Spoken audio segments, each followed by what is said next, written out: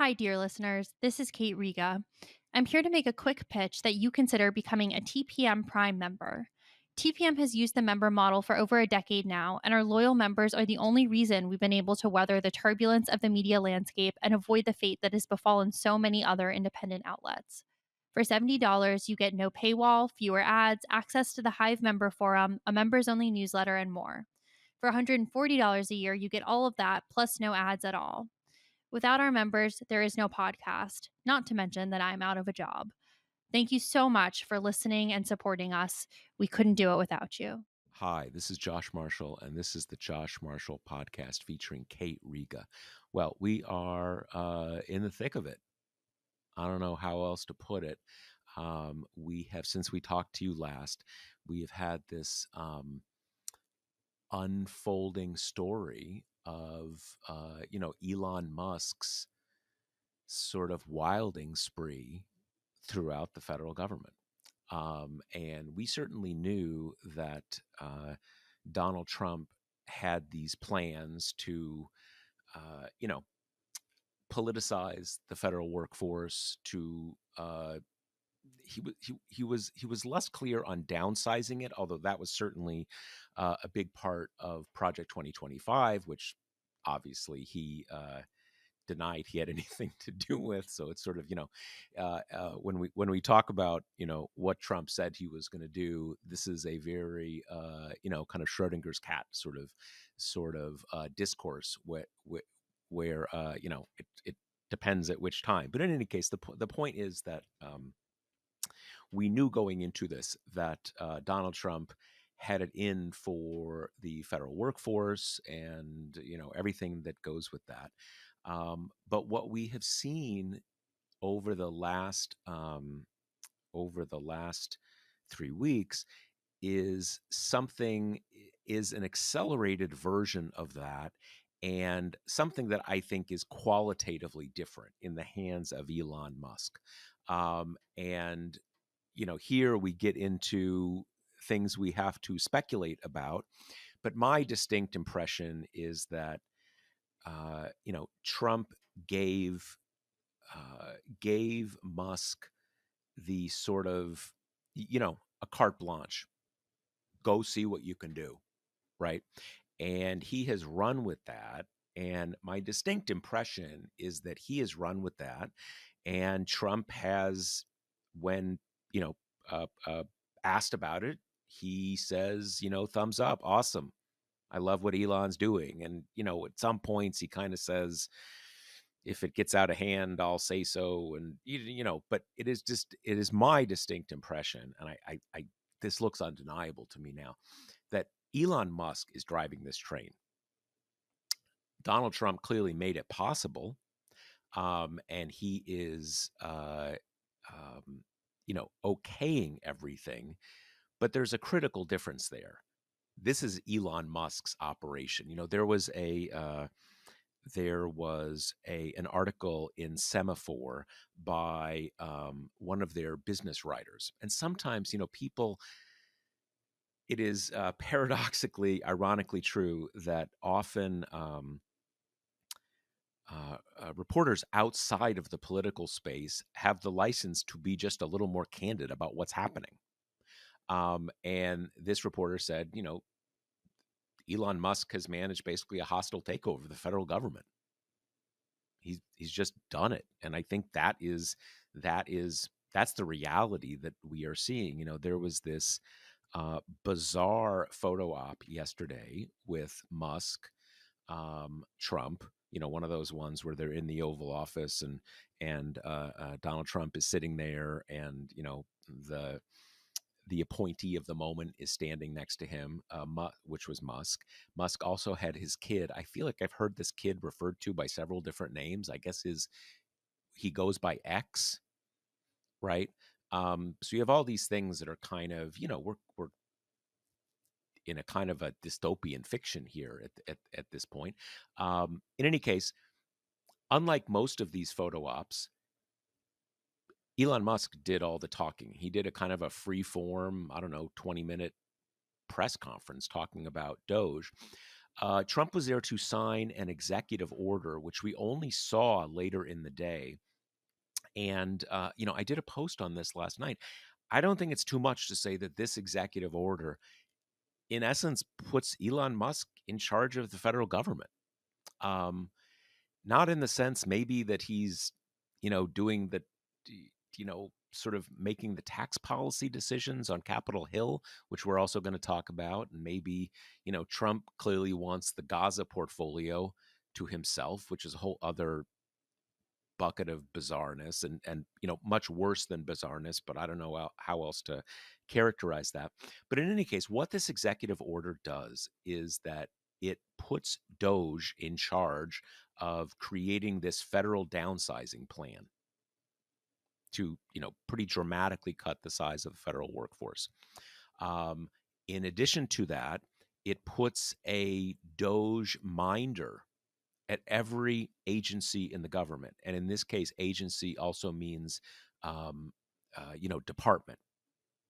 And so there is a minder who works with the secretary, secretary of defense, secretary of this, secretary of that, agency head. Any new hires have to be approved by that Doge minder. And anything having to do with hiring or firing has to be okayed by that Doge minder, which again is there to kind of work with the secretary of HHS, defense, justice, whatever. Doge is run by Elon Musk. So these are kind of like commissars, right? Or sort of political minders reporting to Elon Musk who are in charge of all hiring and firing. Uh, what else is there to control? Again, I stress, in theory, Donald Trump could put all this to an end, but he is sort of delegating everything to this guy. And meanwhile, we have, uh, things making their way through the courts and all of this. But that's where we are. And so we're going to discuss all of that, both some of the nitty gritty, but also, kind of big picture, what it all means. So, Kate, what do you make of it?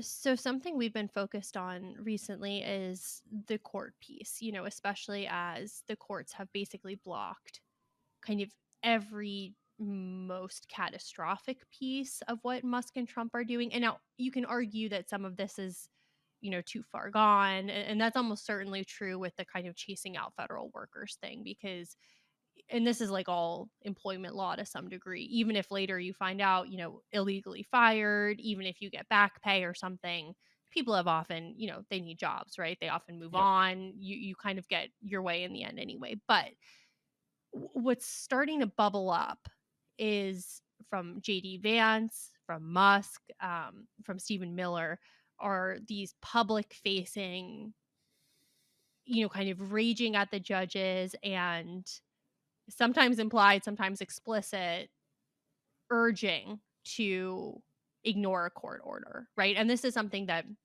JD Vance in particular has been talking about in public since he was running for Senate in 21, that, this kind of version of the unitary executive thing where presidents shouldn't be constrained in their attempts to totally reshape the government. And if that means ignoring courts, then, courts have to be put in their place on that.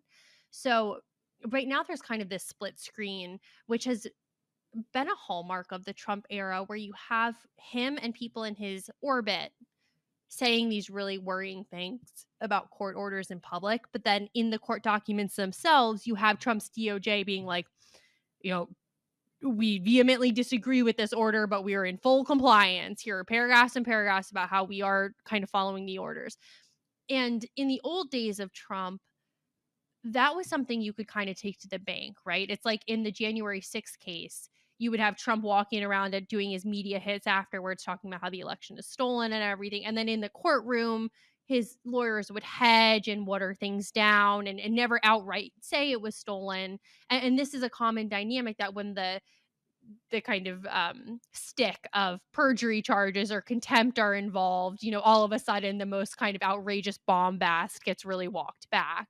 And so we're in a similar situation here, but I think the reason why it's so much scarier this time is that how can anyone have any faith that it's going to be the kind of DOJ side that wins out here, right? That it's going to be constrained in courts and they're just going to complain and, this is all just kind of to rev up the base and whatnot, when it really looks like they're softening the ground in an attempt to do this at some point in the future, when likely from the Supreme Court, right? When they're kind of at the end of the road, there's like no other appellate possibilities that they can just say, the courts have overreached, they're not elected by anyone. Really just kind of a hilarious turn from how they've been talking about the courts for these past few years. But, that is looming over everything as I think the big bright line, right? Because if Trump ignores a court order, we're like in a different world than we were before. Yeah, there's no question about that. And I think you characterize it right, that the sci- while we are hearing those things from, I mean, it's not Dan Bongino, right? It's obviously there's always one of the hallmarks of Trumpism is that there is a kind of competitive loyalty, or not even loyalty, competitive. Uh, there's loyalty, and then there's telling Trump to go further, right? And those kind of get melded together, and you always have. There's this cast of influencers, MAGA influencers, and you can sort of always find one of them saying to do almost anything, right? And that's just kind of one of the hallmarks of Trumpism. And to a certain extent, that is what we have here, except, as you say, one of the influencers is the vice president of the United States. And that puts it in a bit of a in a bit of a different vein, as you say. Simultaneously, the Justice Department lawyers are doing it totally by the book, right?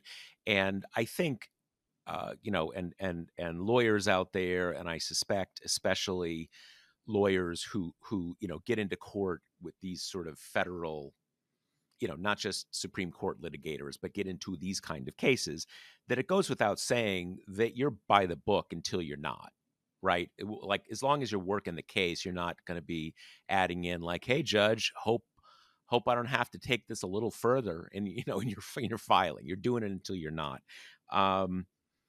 And but one of the things, I mean, so we just don't know.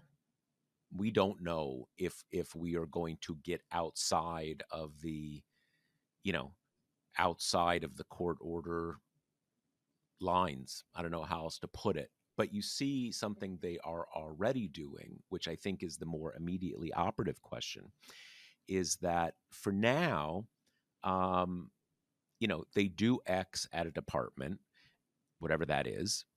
Then there's a restraining order, and they restrain themselves. But they're already off to a new department, doing a new set of things.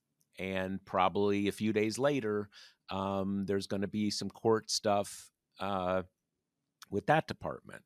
But they keep rushing forward, not in any formal defiance of courts, but in sort of I don't know how you'd put it, in kind of de facto defiance of courts. If you didn't do it here, you probably can't do it there. But the way these and I think both Kate and I would probably want to kind of find out more from lawyers, that each one of these cases is a separate case in each department, because each department is organized by different laws and has different case laws, and the facts are different in each case. So they just kind of keep running forward and doing sort of the same in another case. And that is, again, kind of uh, where we are. And one other point I want to mention here, and this someone mentioned to me, and there was a case with FEMA about again, one of these things, quarters said FEMA has to keep doing X or keep paying certain money. Well, then the CFO of FEMA was fired, and and there was this kind of thing that Musk started tweeting about, that FEMA had used the disaster money to put undocumented aliens in 5-star hotels in New York City, which was completely false. Which was completely false. But it was sort of portrayed as, oh, they were fired over that. But it also happened to be right at the time when a court said you have to keep spending the money. Well, if you fire the person who writes the checks, you're not defying anymore. There's just no one there. So there are a lot of ways that you can uh, sort of defy without defying, and that's kind of where there's a number of fronts in which we are there now. There's also a piece of this where it's not entirely clear to me what is defiance and what is incompetence. We've Hmm. seen Hmm. a judge recently put it in an order that was related to the federal funding freeze, saying, look, states are showing me that they're still not getting their federal funding through X, Y, and Z. These funds need to be, you know, restored and back pay and all that. And some people kind of read that and were like, the defiance has already begun. And maybe, for sure, maybe. But I think there's also a piece here where they are just really taking such a hammer to things that Hmm. I don't think it's beyond the pale of possibility that you do something like the spending freeze and then there are some spigots that are just not getting turned back on. A link in that chain has been broken that needs repair, and that this administration both, I mean, doesn't care all that much, right, about Yep. restoring it, Yep. but also is just not on the ball in the way to be kind of catching all these things. Hmm. So, that's a piece to keep in mind. And then just the other thing I want to add, because I think you made the really astute point that the court will pause stuff, and Elon Musk is already on to his next 5 agencies and departments, right? Um, which is totally true, but I think it is slowing them down in terms of they can kind of deliver this initial blow and then Yep. everything is frozen. Yep. And that's really is important because I think a big amount of the work right now has to do with like civil resistance, and we'll Hmm. get into this Hmm. later, but Trump's unpopularity is actually like critically important and a huge factor in terms of his weakness and his like defeatability. So that's another way that even if the courts are overturned by the Supreme Court ultimately, or even if, it feels kind of like, well, who cares about the funding freeze, right? It's like Elon's on to the Department of Education. It's slowing things down in a way that you can get sand in the gears and have enough time to kind of like tell people what's going on, Yep. and find, tell people what's going on in terms of like how you do that in the attention economy, which is you find shocking or sympathetic stories from kind of this agency or department's work, and you make that a big headline, right? And that takes some time to like kind of sort out and figure out and everything. So that's another piece of what's going on here. Yeah, no, I think that is 100% right. And what we have to remember here is that this is all fundamentally a battle over public opinion. At the end of the day, this is a battle over public opinion. And all of these different things fit into that battle. But again, at the end of the day, and when I say the end of the day, when we look back in uh, in 2026 or 2029, kind of how did everything shake out?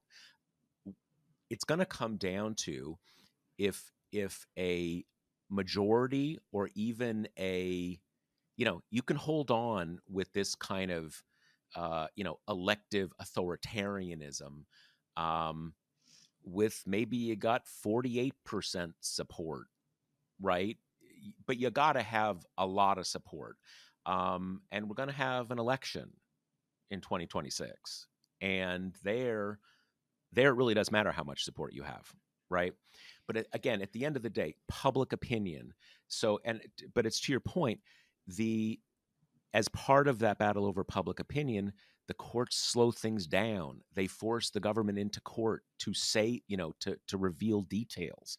So even if it's slow, it's still very important. And another couple of things. One here is that even though we're talking about them defying a court order, and that's obviously a really big threat, at least right now, when they are still kind of operating normally, they are just not going to have the resources to fight all of these legal battles at the same time. Like, there's going to be some amount that they're going to, in essence, abandon, after they get the restraining order, because it's just they don't have like the manpower to fight every single one of these all the way up. So that's an Hmm. important piece. And also, as we've been discussing the kind of democratic or anti-Trump or left-wing resistance, it does bear saying that on the legal front, you've got particularly kind of state AGs and other state democratic officials, and then also these kind of progressive organizations and law firms that have been, at DEFCON 4, like responding to all of this, getting these actions into court really, really quickly. And so when we talk about kind of resistance, that is a big piece of it that has been firing on all cylinders. Like every single major destructive thing that Trump and Musk has done has been taken into federal court, so and that also requires energy and attention and money, and those things are happening. Yeah, and this is, there's a broad. I mean, one big thing about state attorneys general, especially when there's like 22 of them, and it tends to be like all the blue states, or in some of these, at least, I don't know if it's every single one, but you have a state like North Carolina, which is purple or red, but it's got a Democratic governor, and it varies from state to state. But in any case, point being, it's basically blue states. States come into court. Uh, I think in some cases for formal reasons, but certainly for informal reasons, judges perk up. You're not just some like left wing activist group. You're a state, right? And that is a big deal. And there is a broader point here, that this is a key leverage point for the kind of the anti-Trump forces, for lack of a better word. That this is you have some countries like France that is a unitary state, right? That there is a national government, and the national government runs everything, right? And local governments are completely subsidiary to the national government. I'm not trying to be an expert on the setup in France, but basically, we have a very different system. We have a federal system. There are governments with real power, a lot of them under full democratic management. And so that puts some real. Now, there's a lot of things the federal government can do to those states, but there is power there. And so uh, that is a big deal in this current situation, because in Washington, there's no one with a D after their name who has any power. They're all out of power. That is not the case in a lot of states, and that's a big deal.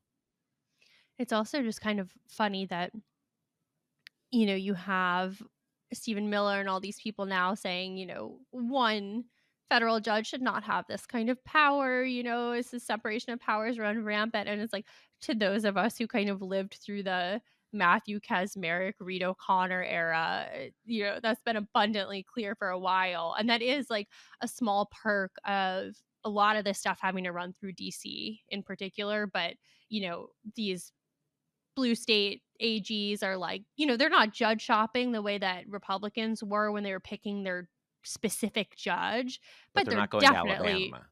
right. But they're forum shopping, right? They're going Yeah, to yeah, kind of pick somewhere where you roll the dice and you're likelier to get at least not a Trump judge. yeah. So, and that's kind of important because, especially if we're kind of divvying up the victories in terms of, it might be intermittent, it might be overturned, but it's useful for now, then you have got to get wins at that first level of contact. So, these lawsuits are letting them kind of travel to generally friendlier venues, whereas under the Biden administration, they had to fight like every single lawsuit from Amarillo, Texas, where it was, I mean, it was guaranteed you're going to win at the district court, then you're going to the Fifth Circuit, you're going to win there too, and then it might be the Supreme Court that turns it back. But that stretch of time is often months, if not years, right? I mean, that is de facto you're shut down from doing what you want to do for a huge amount of time, and now those dynamics have flipped a bit. The other part of this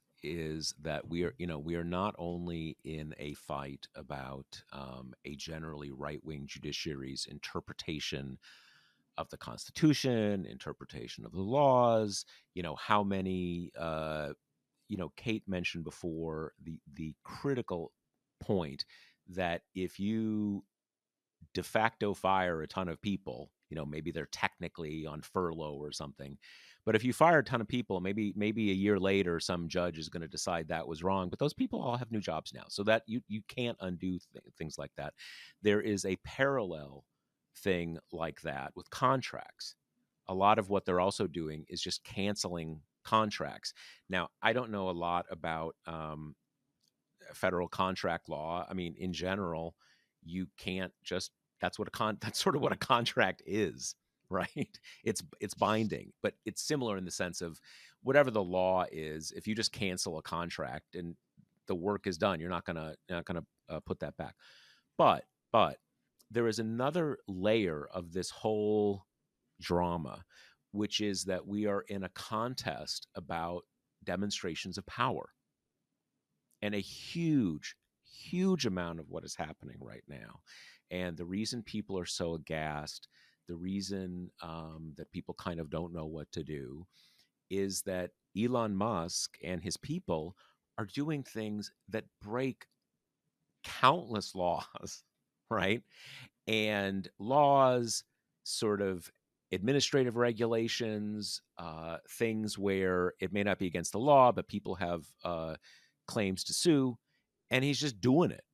And nothing is happening. I mean, in large part because his I don't know what you want to call Trump, his boss or his butler, depending on your interpretation, isn't doing anything about it. But that visual, that you see this guy doing all sorts of stuff that he can't do, and yet he is doing them, is deeply demoralizing to people and is sort of supposed to paralyze them because he can't do it, but he is doing it. So there is a counter to that when a judge says, nope, sorry, you can't actually do that. And they at least stop the thing that they were doing, even if they run on and do a new thing. That is, again, that is part of this competitive display of power, which in this situation is really, really critical because, we're in I said before, we're fundamentally in a fight over public opinion, but there are some ways in which you can use power to coerce public opinion. Maybe people don't agree, but you have demonstrated power at a level where they think it's no longer their choice, or it doesn't matter what they think. So that is another area where what judges are doing is a big deal, even though it is not enough. It's not as much of a big deal as we would like. And we may be anticipating a bit here, but this is why I and others have been saying that Democrats need to use the few but pretty critical points of leverage that they have, because that is another example. If you can have someone else go out in the boxing ring and say, actually, no, I've got this one secret weapon, and no, you can't do it. Well, that kind of changes the feeling about the whole situation, right? So that's a good segue. Let's jump next to the House Republicans unveiled their reconciliation framework just this morning, a few hours before we started recording. So, we have yet to get kind of the full gamut of reaction from Republicans to really get, sink your teeth into how promising of a document this initial draft is. But what's been going on is that it took House Republicans so long to come out with this that Senate Republicans were like, okay, fuck this. We're just going to unveil our own thing. So that's been going at the same time. And then you had the House Freedom Caucus unveil their own proposal. So this is landing in the midst of all that. And we talked about this on a prior podcast, but the divide of the Senate wanting to do two bills and kind of deliver the immigration win quickly and fight over taxes later versus the House wanting to do it all in one because the margins are so tiny, that's still raging, right? That's still kind of undecided. And at least up till this point, Trump has been kind of like, yeah, one is good, two is good. I honestly don't care. Just kind of get it done. So that's where we are now. And the problem here is that they have to figure out a way to have enough offsets, right? To be able to do all they want to do and keep it quote unquote deficit neutral because there are still some Republicans who really care about that. And then they also have wrapped in a debt ceiling hike into this, which to me, just totally on spec. My first reaction was like, well, they're never going to be able to pass this, at least without Democrats. So that's kind of where we are now, initial first blush um, product here. And then earlier this week, Schumer sent out this Dear Colleague letter that got a lot of play because I guess the charitable explanation is he's kind of using delicate language to talk about this is on Republicans. Democrats don't want to shut the government down. And I think that the charitable interpretation of that is he wants the onus to stay on Republicans, right? And you Yep. already have kind of like amenable members of the media asking Democrats, are you going to shut the government down, as if the Democrats have power to do that, right? So he's trying to keep this like narrative thread from getting snagged up. But then the less charitable view that has gotten some play in some pieces is that he's backing off using this juncture as a leverage point. That's been a popular idea that Democrats should say absolutely no votes for keeping the government open or for lifting the debt ceiling unless XYZ, whether that be you get out of USAID, you leave the education department alone, you restore the fired IGs or FBI agents, what have you. Anything in the Yep. gamut of kind of extra constitutional lawlessness that Musk and to a lesser degree Trump have been doing. So there's been some consternation about kind of parsing those sentences and what does he mean and are Democrats kind of backing off the one place where they kind of have power. And I would just say, from my impression of like being on the Hill a lot lately, that was not how I read it until I saw people kind of freaking out about it. I thought that they've been fairly clear that they understand this is one of the few leverage points where they're going to get to exert power. And, you already have these other kind of parallel examples of, shots blocking or, doing maximal delays on all the State Department nominees until they get out of USAID, So I, it was not my sense that this is kind of obedience in advance or anything. But Right. I'm curious, Josh, what did you make of it? Well, it's interesting because certainly the way that Politico and I think Axios, the sort of the incumbent insider publications, they all framed it as dispute among Democrats. Leadership doesn't want to have a showdown over the debt ceiling. Ergo, look at what Chuck Schumer just said. So I think what framed it was that, like the kind of the dominant news organizations that frame for the vast majority of people what things mean said this is what it means, that they want to stick to uh price of eggs, finding bipartisan solutions, blah blah blah blah blah. I wasn't exactly sure. I mean, I it's a tough one because they have good reasons not to want to get a press narrative about, oh, the Democrats want to vote to shut the government down, because that's that can happen, right? And Andy Kim, the new senator from New Jersey, was on Meet the Press this weekend, and Kristen Welker, who's the host of that now, had these questions that really sound like something like from the White House press office, like, are you saying you are willing to vote to shut down the government? Do you agree with Democrats who want to vote to shut down the government? And Kim was great. And look, he is in general great. Love him, all that stuff. He was great on the substance, which was basically saying, look, they're operating outside the Constitution. We need to do whatever we can to grind that to a halt. But he wasn't that great in basically refuting the question itself. It's hard to. He's been a congressman for, I don't know, 2 or 3 terms or something like that. He's now in the Senate. He's getting a lot more attention. It's not always easy in real time to parry a question. He should have said something like, "We're not voting to do anything. They're the majority. They're going to shut down the government. Now they're coming to us asking for help." My point of bringing this up is that there are real reasons um, to be concerned about that.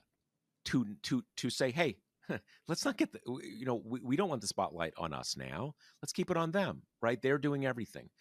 At the same time, leadership tends to be squeamish and nervous, and leadership is always going to be very sensitive to the members of Congress who feel most endangered, right? Not wanting to put your frontline members in danger. So I mean, it's hard to know what that means, and I'm not sure they know what it means when they say it.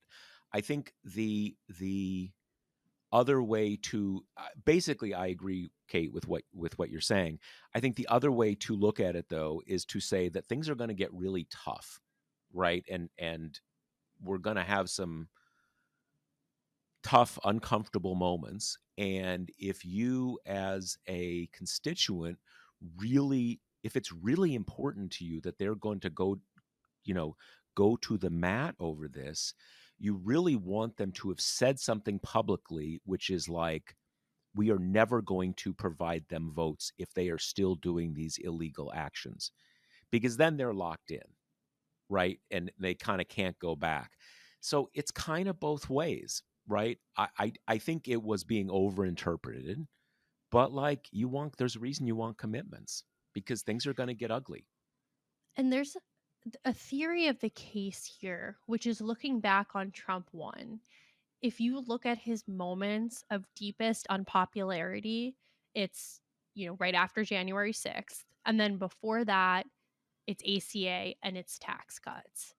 And if you're leadership, I don't think it would be a totally insane theory to say Trump is going to do disastrously unpopular things. We know that both because he's projecting it and because he so clearly feels like totally emboldened from the election. So maybe what we do is kind of keep the powder dry and wait until that pinch point and then come out swinging and make that our moment.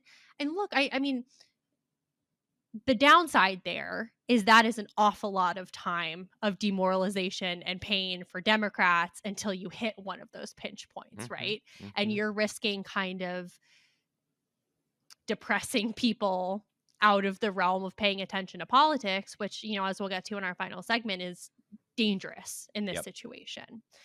But I think the other side of it is, well, you're worried about burning people out and you're worried about kind of boy who cries wolfing it. And at this point, you save all your authority, all your legitimacy for a moment where you're like, no, this is the house is burning down. You got to pay attention. You got to go protest. You got to call your senators in a way that is maybe more realistic of an ask than kind of asking people to get totally revved up 5 alarm fire for the more, minute destruction that Trump is creating. So, I mean, I that is a theory of the case that's kind of floating out in left circles, and when you marry that with, as you say, especially Democratic leadership's just constant contorting itself for the purposes of protecting its frontline members,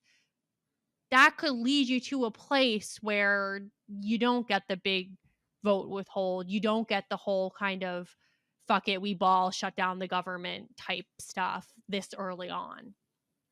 Yeah, I mean, it's one of these situations where if there were a way for the leadership, and who knows whether they would want to do this, but in a sort of hypothetical world, if there is a way for the leadership to speak privately to rank and file Democrats and say, "Dude, we are never gonna bend on this," then everybody could say, like, "Okay, got it.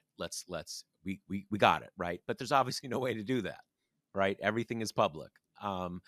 And so I kind of see it both ways. And to your point, though, about, there is a way that Democratic leaders are often mocked, in which people are saying, this guy is like governing extra constitutionally now. And you're talking about fucking egg prices. Like, what the fuck? Like, we're not we're not talking, this is not the time for, whatever you want to call it, breakfast table issues or kitchen table, whatever that phrase is. On the other hand, it is unquestionably true, as you said, ACA, these things are the times he gets really unpopular. And what they're planning on doing with this budget is stuff that is really, really unpopular. And again, we go back to the fact, this is a battle over public opinion. And the key is that right now this stuff is just happening. It's taking a while to sort of bleed through. Um, you know, Foreign aid is never popular. That's just a reality. You can believe, as I do, that this is a shame, a national shame that will take decades to live down, what has already happened with USAID. But I don't fool myself into thinking that foreign aid is ever popular. That is just a reality. Um, so, but if you have a moment when people say, "Wow, he got elected, and now he's cutting all my friends' healthcare coverage just for these tax cuts for his billionaire friends," then you start looking at everything through a much more skeptical light, right? You don't give any benefits of the doubt. So both of these things really are in play, and that is where, they're going to try to cut, or if not abolish, the ACA again. So both of these things really are real in this context, and I think everybody who cares about politics needs to have one part of their brain thinking, no, I'm going to call my senator and say, fuck Chuck Schumer. If you guys don't commit to fighting on this, I'll never vote for you again. Kind of play hardball with your own people and get them to make lines in the sand, while also knowing there are a lot of different things on this chessboard. And this is a game of chess that is going to last years. Both both are true. There's no other way to put it. And the polling on government spending just shows that the way people generally feel is yay government spending, and then you get into the minutia, and as soon as it is about programs they care about, they say, no, we don't spend enough on those, right? Which Yeah. is like, would make any elected official just want to die, because how do you square that circle? But the reality of where we are right now is that I think very high news consumers, and particularly, honestly, people who live in DC, because it's affected every single person I know here, Yep. Yep. are really acutely aware of what's going on.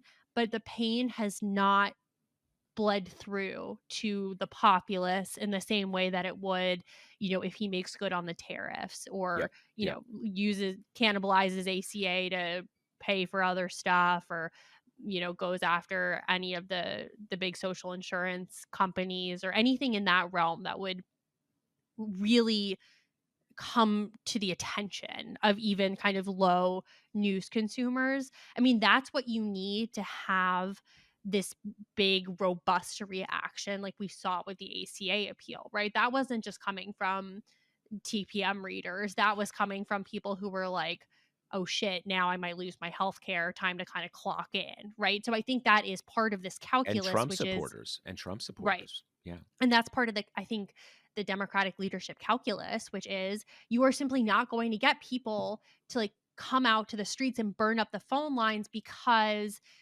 Trump and Musk are kind of trashing America's like international uh reputation, or because they are taking the first steps of what a ton of authoritarians have done before in creating a weapon out of the federal government by removing civil servants who will kind of block partisan acts and everything. And we all see that for the danger it is. But I just, the people who like get to decide these things because they make up the most numbers, they just don't. I think if anything's kind of bleeding through to them, it's kind of a attack on the bureaucrats, and who Hmm. cares, right? Like a normal person is not going to care about a bureaucrat. Well, one thing that's very revealing is, I've been having TPM readers, reach out to their members of Congress and senators about this stuff, and let us know what letter do you get back, right? What do you hear back from your representative? So I've been looking very closely at the especially at the Republican ones, because there you can kind of see what they think is resonating and what they want to say. Oh yeah, I'm a little concerned about that. The big in all of those things, the big thing that they say, they're, to the extent that Republican representatives and senators, to the extent that there's anything in those letters where they say, "Oh yeah, I am concerned about that. I'm going to keep a close eye."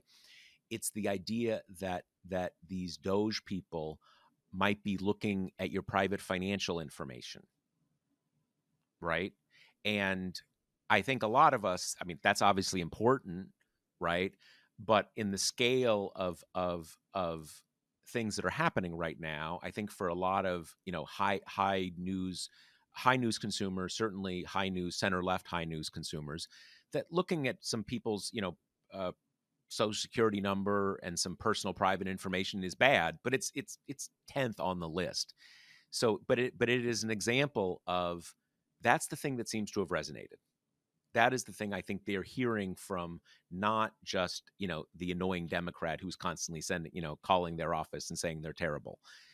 So you have to work with what people, what people care about. And to Kate's point, I was having a conversation with someone who lives in DC a few days ago, and they were saying, kind of everybody I know is affected because it's a company town, it's a government town. Everybody, I mean, not literally everybody, but a huge percentage of the population works in government or other industries that are directly tied to government, contractors, lobbyists, blah, blah, blah, blah, blah. And I said to this person, and again, this was like midweek, and I said, I, living here in New York, and New York isn't like some, you know, rural backwater in the middle of the country. It's a pretty government oriented town too, in the nature of things. I said, kind of the people I interact with on a daily basis, I honestly can't think of anybody who has been directly affected by this yet. Not like they're upset about the news, but like their job has been affected. And this person I was talking to was not floored, but it was a kind of a, it brought home the disjuncture, right? And some of this is because I live kind of like a recluse, right? I'm not, I don't get out a lot. But that, um, that's a gut check, a reminder that the things that have happened are a huge thing in Washington D.C. because it's a government town. Most of the country is not a government town, and if you just ignore news, this is kind of just a bunch of yelling. In the latest round of things they're yelling about in Washington D.C. Yeah, I have to say it is stunning. It's like to the point where if you go out to eat or go out to a bar, like everyone's talking about this. You know, you'll hear little fragments of, you know, whatever agencies they work for. You know, it's just the line I've been saying is like everyone I know either works for the government, is a government contractor, or is operating off government grants. And Yeah. all of Yeah. those people, I mean, it's some have lost their jobs completely. You know, some are, this grant is getting pulled. Do we have enough money to finish the research? You know, I mean, it's just, it really is so far reaching. And you're totally right about the kind of bubbleness of it all. But it does, living here, it does give you kind of, even if I was inclined to be a, oh, it's a deep state evil bureaucrats kind of person, it, you just couldn't be if you were here for more than a few minutes, you know, because you meet the people who have these civil service jobs, and these are people who are like making way less money than they could in the private sector, often out of very do-gooder notions of, you know, bettering the world with their specific expertise. So, you know, but this is a good segue into the last thing that we want to talk about, which is there's this piece that's been kind of rocketing around social media. It's called The Path to American Authoritarianism: What Comes After Democratic Breakdown by Stephen Levitsky and Lucan Way. This one was published in Foreign Affairs. I think one or both of them had kind of a similar iteration of this in The Atlantic recently too. Um, Yeah, but they're the basically, two guys. They've had a number of pieces over the last year about democratic breakdown in general. right, exactly. And the piece, I will admit, put me in a bad mood for all of last night because I read it towards the end of the day.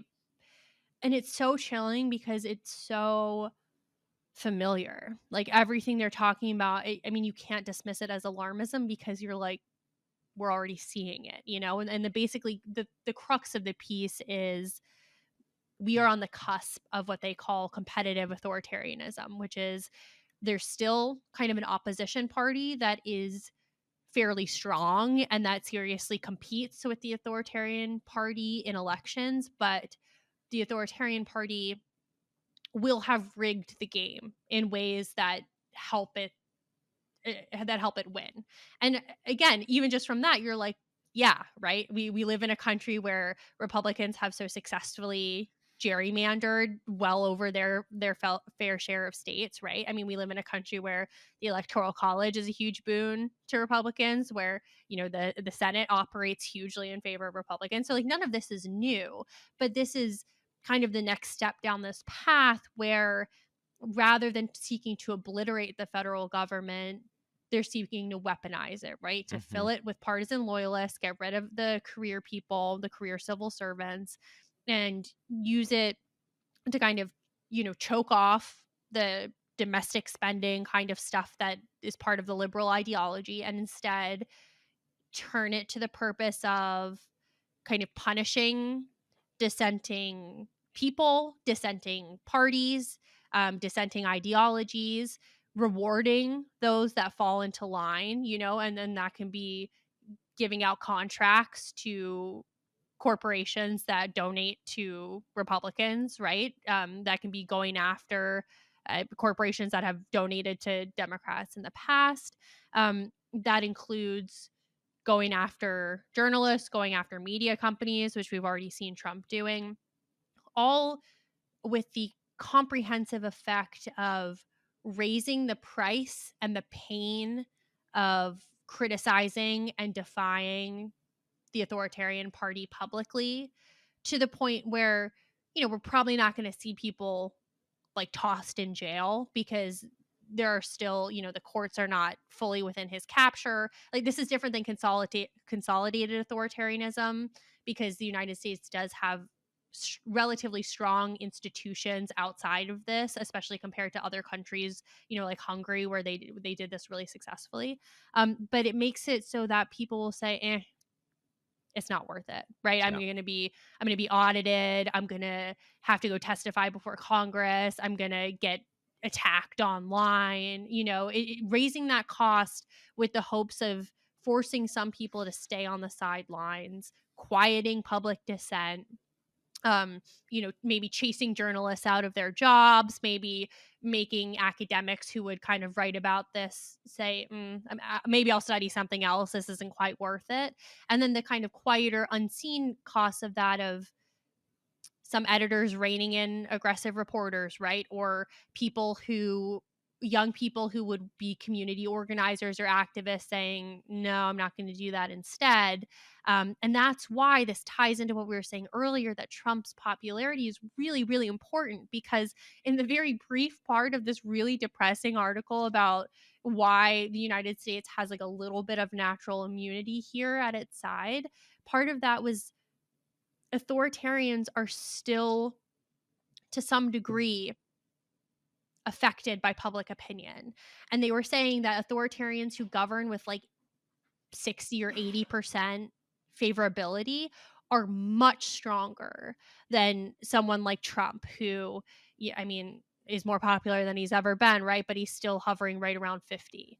And Yeah. the lower that gets, the easier it is for people to kind of overcome the cost and to defy him, and to show a kind of mass civil resistance. Hmm. But I think what it just left me with is, I mean, it's really grim. They say in there, odds are that America will stop being a democracy in Trump's second term, in terms of the way we think of it, which is kind of supposedly equal adult enfranchisement, kind of broad civil liberties.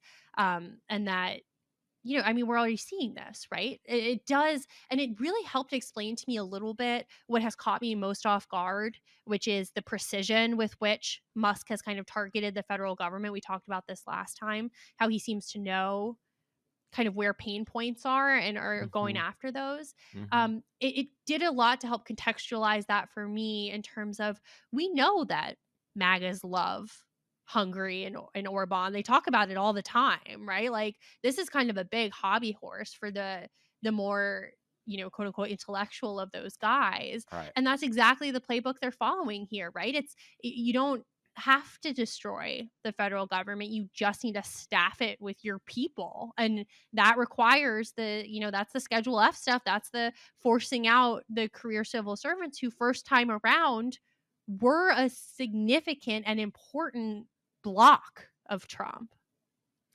Yeah, I think it's look, it is very sobering, to put it mildly, and there are a couple examples. People talk a lot about Orban and Hungary, but for a number of years there was a similar, maybe not quite as drastic situation in Poland, where you have a right wing populist party who takes power and succeeds at doing what Trump is clearly trying to do now. And Orban is still moving ahead. He's still in place. About a year ago, I don't remember the exact date. Maybe it's a little longer ago or a little more recently. In Poland, that government lost. The opposition did a kind of a broad coalition, and they defeated them. And this is something that I tried to emphasize to people before the election, that people get very focused on, oh, there's never going to be another election. They're going to cancel the 2026 elections. That's not going to happen. I mean, look, what am I going to tell you? I can't predict the future, but we actually have, I mean, they even have elections in Russia, right? I mean, obviously very dubious ones. But one of the points of this article is that there there remain elections, and they're contested elections, and they are real in as much as you show up to vote and you can vote. Now, there's a lot of stuff on the margins, voter ID. Are all the is the media all friendly to the government because they're afraid that their mergers won't be put through? But I think the idea of elections being canceled is it becomes sort of a shiny object that distracts from what the real game is.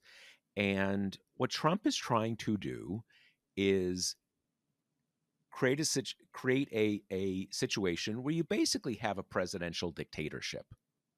Trump's elected, and as long as he's president, he can kind of, do what he wants. Um, and the key point there, and this is really kind of what we're seeing now, you create a system in where the government is the enemy of half the population, that the government is after you.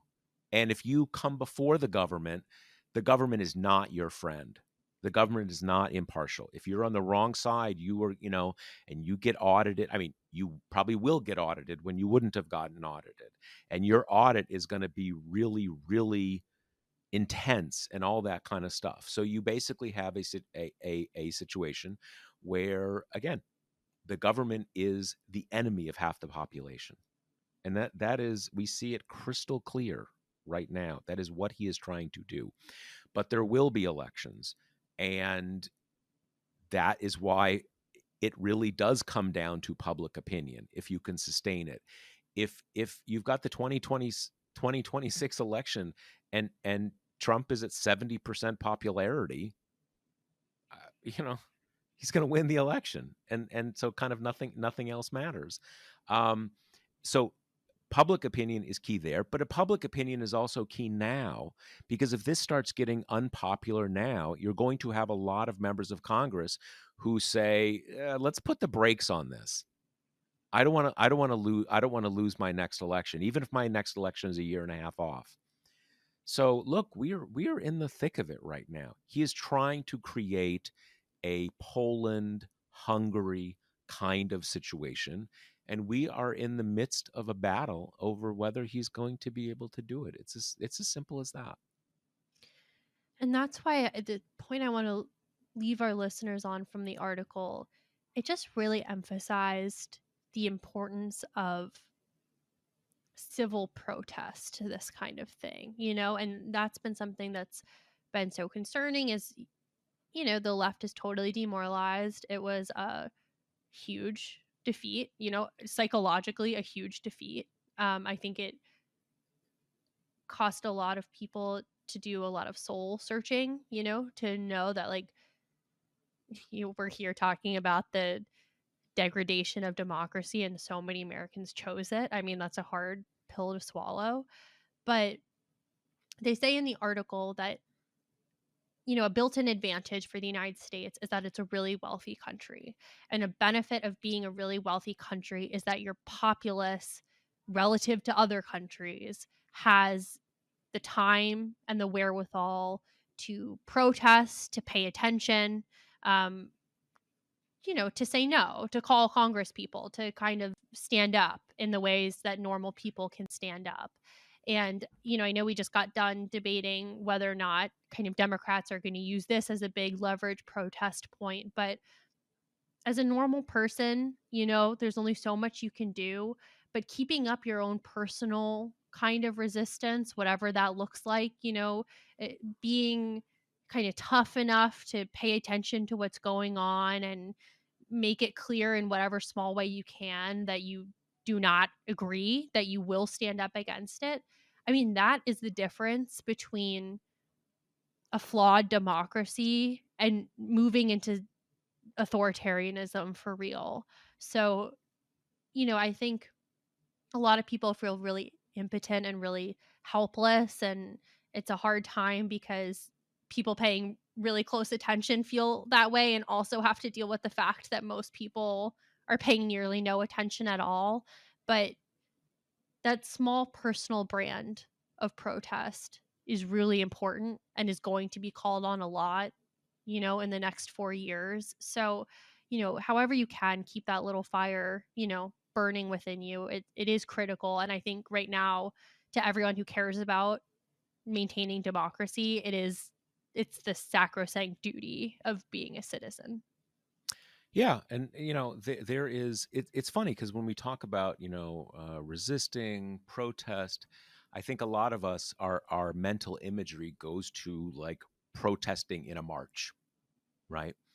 But one of the things, and as a friend of mine who is one of the great scholars of state formation and state breakdown, And this person was reminding me that what really undid Trump in his first term was not the Women's March, was not the various, kind of very public, and I'm only focusing on that because that was the biggest high profile thing at the beginning of the administration, was not those kind of things. It was like normies, um, putting together, clubs and committees in towns and counties, and kind of building electoral muscle going into the next, into the next two elections, and showing up at town halls and calling representatives, and stuff like that. And to Kate's point, our own posture in the world, and this is what I think about all the time, is really critical in moments like this in history, because you know um, there is a lot of America has a long civic history, and it is a civic history that is very phobic to tyrannical behavior. All the sort of the cliches: Americans meet in town halls, they talk back to their leaders, all that kind of stuff. We believe in civil liberties and whatever. And I think at various points, over the past 2 years, we have gotten so deep into a kind of discourse where if you say something like that, people will say, well, but what about this, and what about that, and what about the other time? And actually, all these terrible things have been part of the American story. And that is a significant part of the American story. And for some parts of the population, it's been most of the American story. But what I am describing is also true: a kind of civic, democratic, libertarian, in the sense of I'm not, the government is not my master. I'm a free person, is the dominant strain in American civic discourse and civic life. And I think in a moment like this, you have that you have that tradition in America, that it is, if you want to say what is the dominant thing in American civic discourse, it's I'm a free person. We live in a democracy. I don't bow down to the president, or I don't bow down to anybody. The leaders are our servants, not our masters. And I think in these kind of moments where everybody's scared and everybody's dispirited, and some people are really scared, we can walk around saying, I'm American. I'm part of the American tradition. You're not. When you're saying I need to bow down and be afraid of the president, no, I'm not. Because I think this country is tougher than that. And there's everybody, people have talked about a long time as making Adam Smith, the invisible hands guy, an honorary American, because capitalism is so infused into, American civic discourse. And one thing that Adam Smith said, he said, there's a lot of ruin in a nation. And that's a kind of a funny quote, because it's hard to know what that means at first when he says it. But what it means is it takes a lot to destroy a nation. Nations have an uncanny ability to absorb a lot of damage, and they keep going, right? So again, there's a lot of ruin in a nation. And he said this to someone who asked him a question of kind of, I think it was, I believe it was actually someone asking him a question. And again, he's a Scot, in the Great Britain, United Kingdom. When they were losing the American Revolution, someone was saying, it's over for us. We've lost our empire. We're done. And he's saying, there's a lot of ruin in a nation. You don't, and we need to remember that there's a lot of ruin in a nation. It looks really bad right now, and it is really bad right now. But nations can take a lot of abuse and keep on going. And I am just personally, I'm in line with our national tradition. I don't bow down to people. A lot of people are bowing down to people now, but we can all say in our own way, we're not giving up that thing that we were either born with, or that we embraced when we became Americans. So that's kind of where I am on this. And I think what I am saying is not only an optimistic take, I think it is the realistic take. What actually where we are right now, and you can. I know people are very dispirited, but that's my take on where we are right now. So Okay. I guess we have ended with our inspirational speeches, and that's all we got for this week.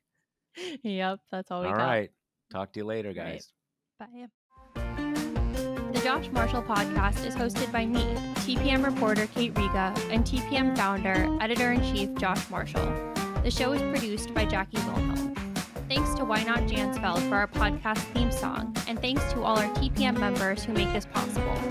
Rate and review us on Apple Podcasts, and subscribe wherever you listen.